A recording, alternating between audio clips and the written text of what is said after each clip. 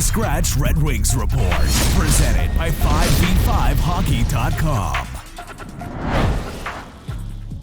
Yo, welcome back to the Healthy Scratch Red Wings Report. Today, what we're going to do, because Stanley Cup Finals just ended last night, Vegas won 9-3. I mean, we'll talk about that on the Buschy and Bobo show, but we're into the offseason now, officially. I mean, the Red Wings have been for a while, but now everybody, the pages are turning. What I want to do today is I want to look at who the Red Wings could trade for, who they could sign in the offseason, what moves could Steve Yzerman make in the offseason to make this team a lot better. Now, one thing that you're going to hear a lot is that the free agent list really isn't full of talent, we'll say, or talent that would match the Red Wings, their core age, maybe the cap hit, maybe a specific fit. There's a few names that I want to run through. What we'll do is we'll look at their statistics and their advanced stats from last season and see maybe will they be a fit with the Red Wings. And then going forward, what we'll do is we'll look at some trade possibilities, some candidates. Obviously, a lot of them probably aren't realistic, but let's look at some of these players and go, would they fit? And maybe what would they have to give up to get them? So looking through this free agent list, you're going to see a lot of unrestricted free agents. There's a few restricted free agents that are mixed in here as well. They'll be pretty obvious. We'll point them out. Running through, I just want to do a quick yes, no, and then the guys that we say yes to, we'll go through, we'll break them down and see if there's somebody that would fit the Red Wings roster.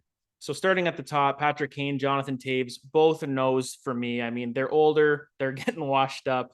I mean, Kane's probably going to be out for like pretty much the whole season. He's probably going to go back to the Rangers. Ryan O'Reilly, I think, is going to go back to the Leafs or nothing. I don't think he fits the Red Wings roster. Vladimir Tarasenko is the first one where I'm a little bit intrigued. He's 31 years old. He had 18 goals, 32 assists for 50 points. It's pretty good. I mean, he only played 69 games. Nice. And he's a right winger. And it's something where like we could use another goal scorer. Like that's the biggest need that this team needs, other than shoring up a little bit to the right side of the defense. They need goal scorers. They need top six players that are going to put the puck in the net. Tarasenko has proven that he can do it. And maybe in a situation with Detroit, he can come through and score some of those goals for us. And we'll break them down a little bit. JVR, with the weird trade talk at the deadline, I don't know if you guys remember, but the Red Wings were linked to James Van Riemsdyk for a quick second right at the end of the deadline, and then it fell through. I have no idea if it was just maybe a cap dump for the Flyers. I don't know why they would do it. Like, he's unrestricted, so just let him go. Really, really weird. Max Pacioretty, I'm not really interested. He's gotten hurt a couple times. John Klingberg is not a really great defenseman for the right side of this team. I don't think I want somebody that's going to be horrendous in his own end and like pretty good offensively. So he's a no for me. Alex DeBrincat is the first restricted free agent on this list. And we are going to talk about him because he's somebody I think the Red Wings could take a run at. Monahan, no. Johnson, no. Timo Meier, to me, would be a maybe, but I don't think he's going anywhere. I think the Devils will find a way to re-sign him. And he's going to cost an arm and a leg, 40-goal season. I mean, you're going to pay at least $9 million for that guy. So I don't think the price tag will be worth it for an offer sheet or for a trade. So I'm probably out on Timo Meier. Matt Dumba, you see another right-handed defenseman. Not good. His advanced stats, I checked them. It's not a guy that I want being 28 years old and doesn't really contribute offensively. Jordan Staal, a little bit too old. Pierre-Luc Dubois, I don't want him in my dressing room. He's restricted, and I don't think he's coming to Detroit anyway. Lucic, Jonathan Quick, Jonathan Drouin, Zucker, Nyquist, Bratt, Hornqvist. I mean, Jesper Bratt is restricted, 32 goals. Another guy that, from the Devils, you can maybe take a run at him. Again, I think they're going to re-sign him, so I don't think he's going to be available. Let's see. Dmitry Orlov would be interesting, but he is a left-handed D. So we are stacked up on the left side of defense in Detroit. So I don't think you can bring a guy in like that. I like the way that Orlov plays. Varlamov is back up, 35 years old. No. Dodonov. I don't think Bertuzzi's coming back. I think that door is closed. Shane Gostisbehere is an interesting one because he does play the right side and he had a 41-point season. That's a guy that maybe you can look at for your second or third pair. So we'll talk about the ghost man. Tuna, Thomas Tatar, as much as I love him, I don't think he's coming back unless it's a cheap deal playing in the bottom 9, but I don't think, or the bottom 6, but I don't think he's that defensive forward that you really need. But 20 goals for him this year, pretty good. Freddie Anderson, I think probably a little too old unless you sign him for a couple years. Alex Killorn, I think a lot of Red Wings fans are for some reason really in on Alex Killorn. I don't see it. He's still at 64 points. Very, very good. But I think we're in that kind of like he's going to regress stage. So I wouldn't want to blow too much money on him. Clefbaum might be done for his career. Bernier duel. Now we're getting into kind of the players that I'm not really too sure about here. Now, one, JT Compher. I'm intrigued by JT Compher. We've talked about Pius Suter before re-signing with Detroit. I think that's a guy that you can bring back. We already talked about him. We'll go. We went through his player card. So, or whenever that video comes out, check that out. But I think what you really have to look at here is there's really not that much talent that you can just go out and buy. So here's Tarasenko's player card, wins above replacement, 54 percentile. Again, 31 years old, right winger. This year, pretty average into that offense category at 52%. He's not a defensive player, so that's why you're seeing a 3%. We're not bringing him in to be a defensive player. We're bringing him to score. So I don't really give a crap about that even strength defense. If you're going to play on my top line, that's what I need.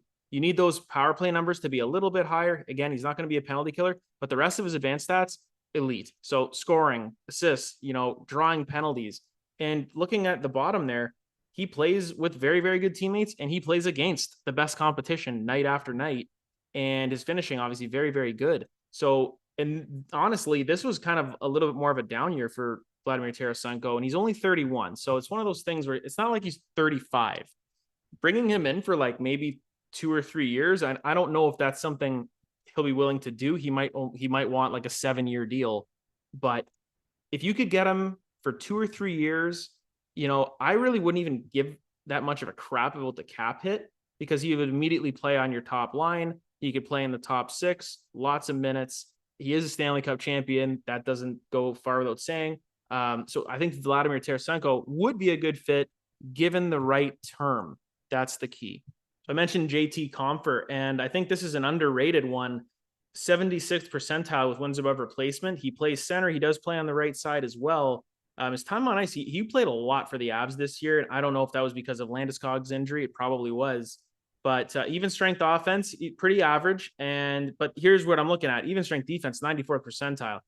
As a 28-year-old, a guy that you could plug in on your third line, even into your second line, I think that's something where you can maybe even play around with moving Kopp to the wing. If Rasmussen's ready to be in that second center position, it gives you a lot of flexibility.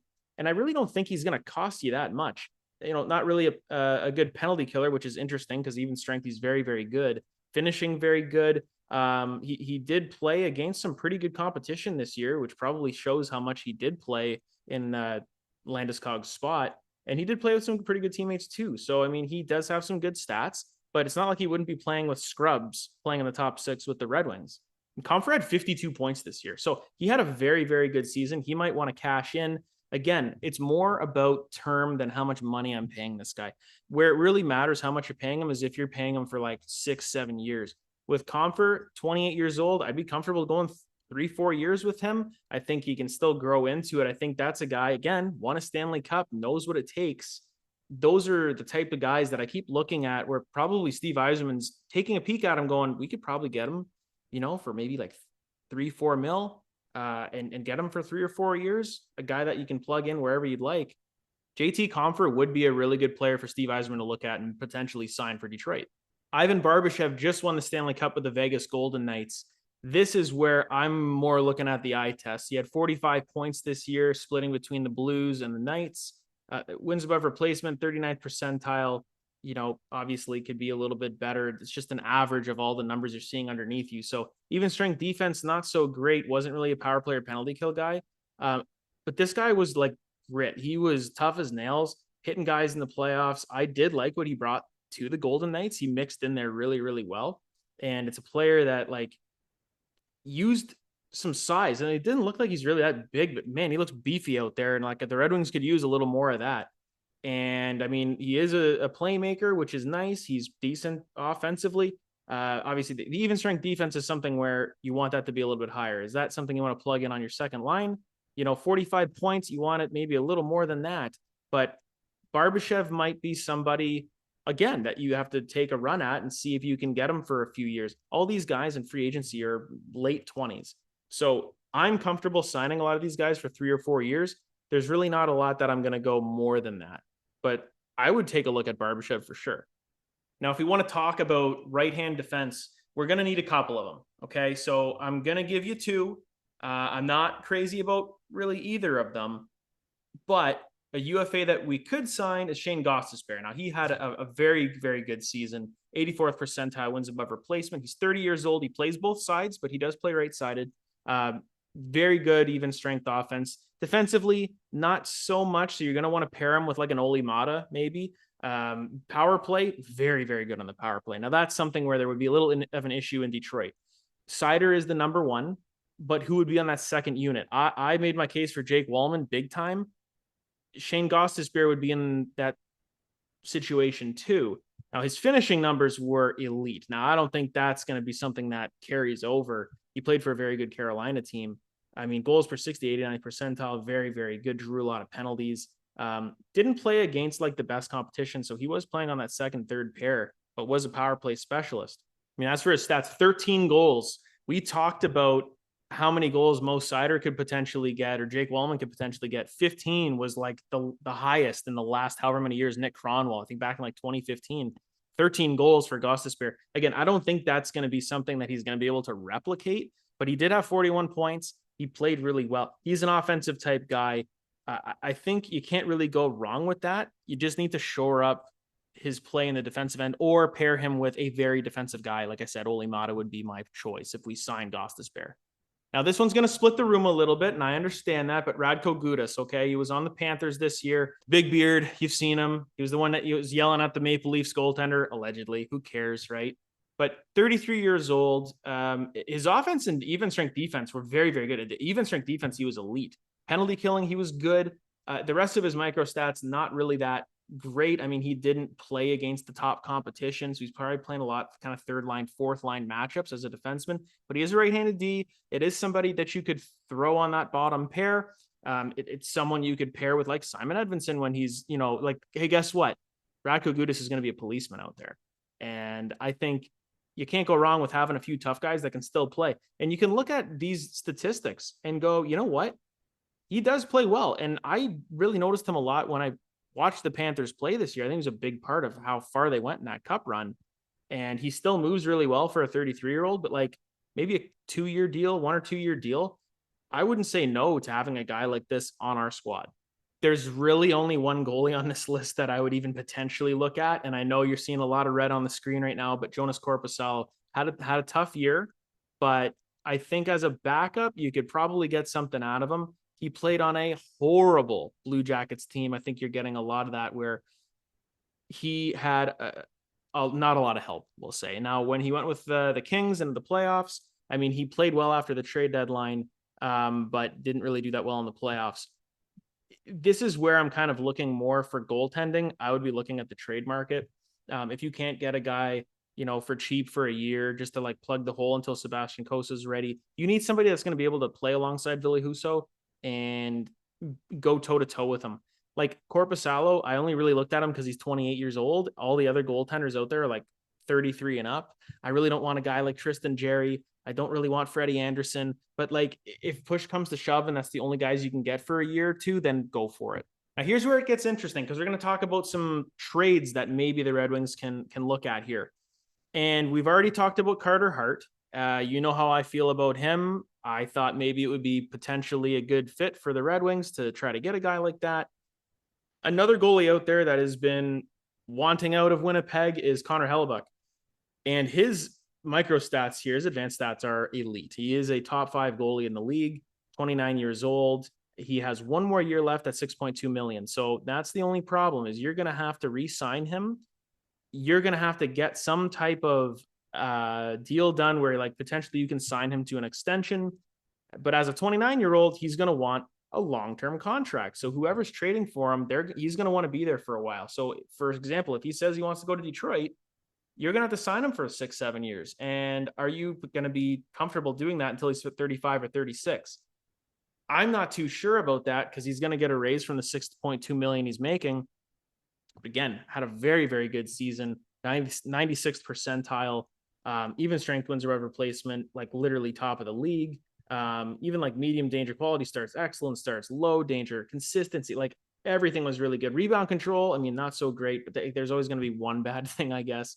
but Conor Hellebuyck would cost a lot, and the Winnipeg Jets are not going to give him up for nothing.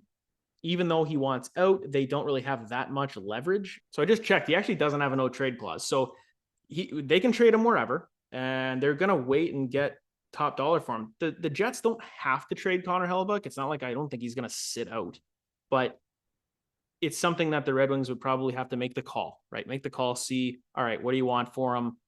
Who are we going to give up? I mean, if they ask for Sebastian Cossa, I think you probably say forget about it. Although there is probably some people out there that are watching that would go, I would make that move because you're getting, a guy that Cossa could turn into. Now, I would say no to it because of the potential that Cossa could turn into this, but also he's younger, he's cheaper, he's under control for so many more years. You don't have to cough up so much money to him. So amazing player. I don't know if the price is right. I kind of want to talk about Dan Vladar here. Now, again, this is something where I look more at, these micro stats or maybe a microcosm of team he was playing with. Calgary didn't have that good of a year this year. They missed the playoffs. He played behind Jacob Markstrom, but he did play a lot too. Markstrom struggled all during the season. So it wasn't just Dan Vladar, but you look at kind of those low danger chances, rebound control, consistency. He was a good goalie. Now, in a different situation where we put him alongside Ville Husso, where they know that they're 1A and 1B, 25 years old, this is a guy that I would trade for because the Flames have Dustin Wolf coming up. They're going to have a logjam in there somewhere. So I think you could probably give up like a 3rd round pick. This is the Nedeljkovic trade, 3rd rounder for him. This is the Husso trade, 3rd rounder for him. Dan Vladar, 3rd rounder for him. Who knows? We could get him in here. Again, it's plugging the gap. You have competition. He would be way better than Alex Nedeljkovic. He'd be insanely better than Magnus Hellberg. So it's worth a shot, maybe trading one of our 3rd round picks to pick up a guy like Dan Vladar to be that 1B to Ville Husso. Okay, let's get nuts for just a little bit. Bear with me here. Erik Karlsson might be moved by the San Jose Sharks. You look at these stats, this guy's still elite, 33 years old. He had an unbelievable season. Like, seriously, look at me right now. The guy had 101 points as a defenseman. That just doesn't happen. That's unbelievable. Do I think that's sustainable? No. And he was on a team that was not good. I mean, they were 4th last in the league in points. He bounced back, and it's like Erik Karlsson is finally healthy because for a long, long time, with that ankle injury, the Achilles, whatever it was, he was not himself. But you're getting a specific type of player. He is not good at defense. He's terrible defensively, but he is elite offensively. Right-hand defenseman, that's what the Red Wings are looking for. The thing that really scares me off is $11.5 million for the next 4 years. So like he's going to be like 37 years old by the time this is done. I don't think that cap hit is going to match his output. This year it absolutely did. Like, is he worth 11 million this year? Oh yeah, 100%. But is he going to get 101 points if we bring him into Detroit? Probably not. But never say never. I mean, Yzerman could be cooking something up here. That would be unbelievable if they brought him in and he could make it work with the cap, because that would, I think, make the Red Wings like an instant, like at least wild card team. They'd be in the playoffs with a guy like Erik Karlsson. The thing is how much is he going to cost? You're giving up a 1st round pick, you're giving up a top prospect, like they're going to bleed you dry. But at the same time, they might want to get out of that contract. And because the number is so high, like maybe they'll take less, but looking at it in a way that he just had 101 points. Like if I'm the Sharks GM, I'm going, I think it's Mike Greer. I'd be like, hey man, he had 100 points. It's like the highest point total of defensemen in like how many decades? Like I'd have to look that up because there's no way. I don't remember anybody getting 100 points as a defenseman in my lifetime. I'm 32. So Karlsson, amazing player, really high cap hit, a little too much term as a 33-year-old. I'm not sure that he's going to end up in Detroit, but I had to mention it because technically it's someone that might be on the move. I'm going to give you guys kind of a sneaky trade that the Red Wings could make here. Looking at a lot of mock trades and things that could happen in the offseason, I've seen the Wild moving Kalyn Addison, and he has very, very good microstats. A 23-year-old right-hand defenseman. He is restricted, so you're trading for his rights. I think you could probably give up a 2nd or 3rd round pick to get this guy, and he would fit this core. And that's why I really like a player like him. And the eye test, watching him, good skater, moves a puck really well. but like even strength offense, very, very good. Power play guy. Again, would he be one here? Maybe, maybe not. Finishing for very, very good. Didn't play against that good of a competition. So, was probably on that third pair or wasn't playing that much. But he did play 62 games. He had 29 points. So that's pretty good. Again, we're looking for those right-hand D. When we looked at the restricted free agents, it's Goss and Radko Gudas. So can I look at Kalyn Addison and go, he would be an upgrade on either of those guys? He could be because he's young. He's controllable. You'd have to give him a little bit of like a 2-3 year bridge deal. I think it really makes a lot of sense. So I wouldn't be surprised if a guy like Kalyn Addison was somebody that Yzerman was looking at, that they could go after, get him for, not that much. With a log jam with the Wild, we could probably look at getting him. And I would not say no to that. Now, Kyle Connor, when the Jets got eliminated, I really thought, okay, Kyle Connor might be a guy that we can look at and get him on the top line in Detroit. He's got a few more years left, 7.1 mil. He's a 40-goal scorer. This guy will score. He played with Larkin in Michigan, at the University of Michigan. So they know each other. Obviously, Andrew Kopp as well. He kind of bring the band back together, so to speak. But he's 26 years old. He's in his prime. And 80th percentile projected wins above replacement.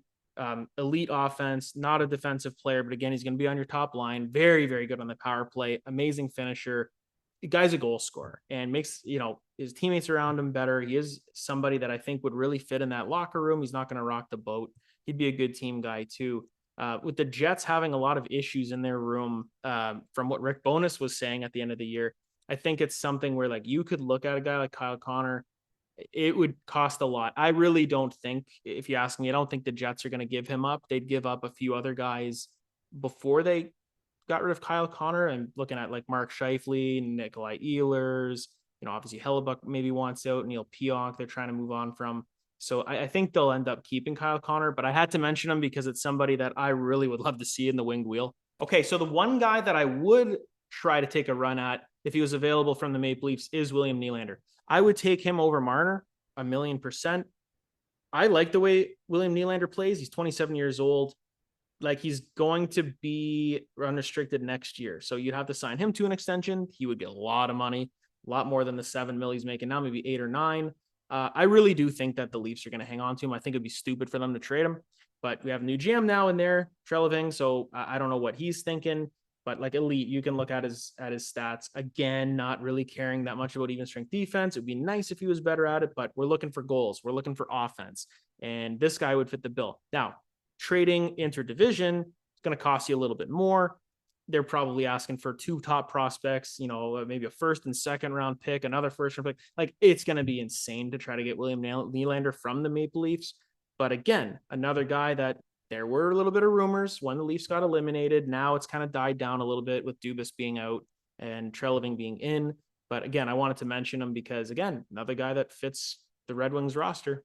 Now, here's a guy that Yzerman knows pretty well. Ross Colton from the Tampa Bay Lightning is restricted free agent this year, but he had a pretty decent year. He had 32 points. He had 39 last year. So he does chip in offensively. He did have the Cup winner 3 years ago, I think. So that was kind of cool. I think as kind of like almost a rookie, but 74th percentile win above replacement is very good.